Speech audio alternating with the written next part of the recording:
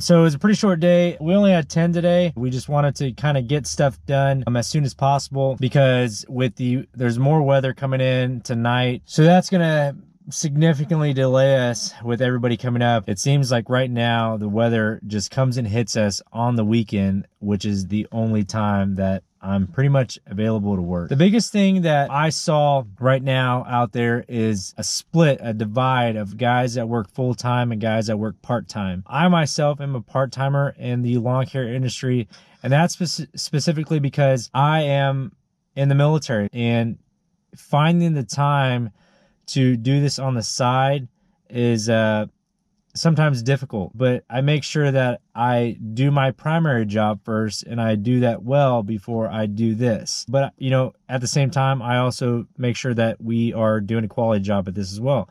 So I don't just throw one or the other aside and do a crap job, it's our name on this business. We don't want to tarnish our name, our family name, by doing a bad quality job to anybody's property. I've gotten messages here and there asking questions as far as, how do we find time? And I think the best thing is you do it when you feel comfortable. There have been times where I feel like I have to get it done. I have to just go out there and get the property done because I told a certain customer. And sometimes it just doesn't work out. My biggest thing is scheduling, organization with your time. So if you know that you're only able to do something on a Saturday, or you're only able to do something on a Sunday, just find time around that. There have been times where I've even gone to work from 8 a.m. to 5 at night and then had to hurry home and get something done. To me, I don't like doing that personally because I feel like I'm not able to do a quality job on that person's property.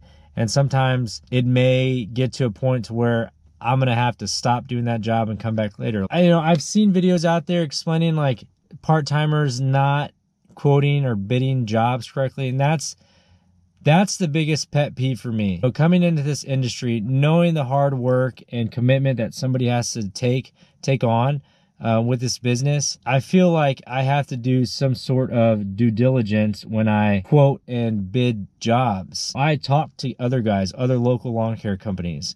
Every time I see those guys, I wave to them. They are my competition, but they are also my friends, because in this industry, we could all use help, whether it's small help or big help, whether it's equipment wise or whether it's just simple advice. But I talk to them about bidding and quoting jobs appropriately because I don't know everything myself. So I have to understand from a different perspective.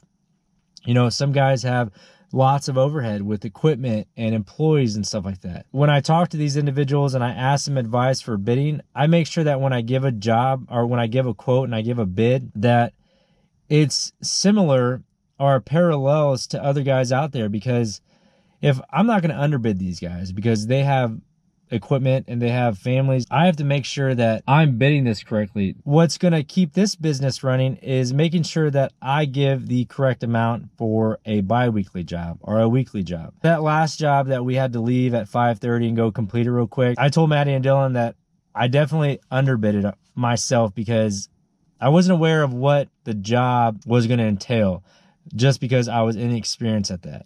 So in my opinion, could I have bid that job more?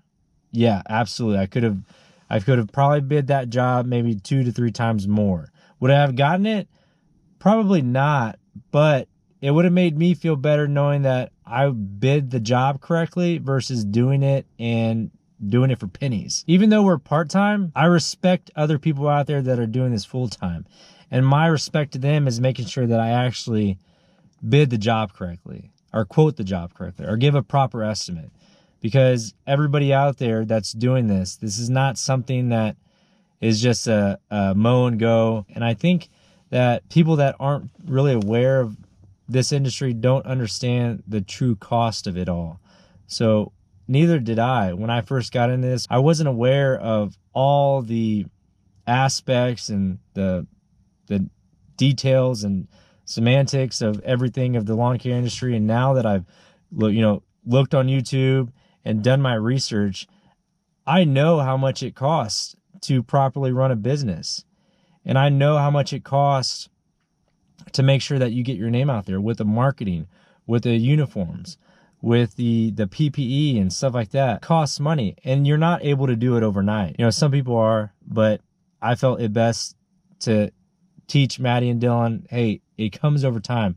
It's a slow process because you are able to do it correctly. Could we have bought all this equipment initially and just done it all? Absolutely. Last season, could I have bought a Wright 36? Absolutely. But I didn't want to because I didn't know what mower was suitable for our business.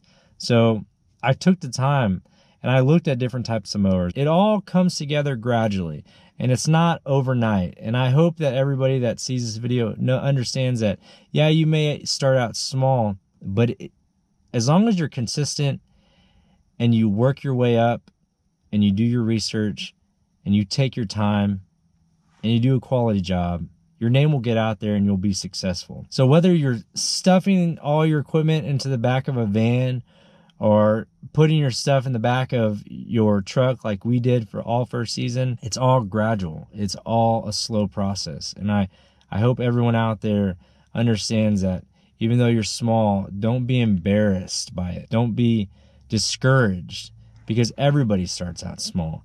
And I hope that everybody out there that watches this video truly understands that in order to be successful, you have to also be humble.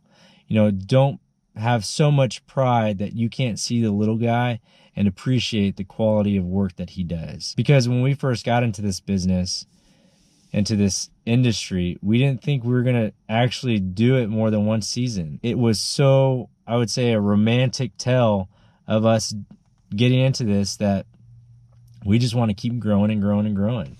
And I think by us getting this mower and the joy and the excitement that the kids have on their faces when they see it, and the ease of it, and the speed of getting a yard done in half the time, and the quality is gone up through the roof, it just makes us that more excited for the future. But hey guys, thank you for watching, and thank you for being patient with us. We'll have another video out next week, kind of detailing more stuff. If you have any comments or anything that you want us to talk about, please comment below. We'll do our best to make a video about it. But that's all we have, so I'll see y'all next week.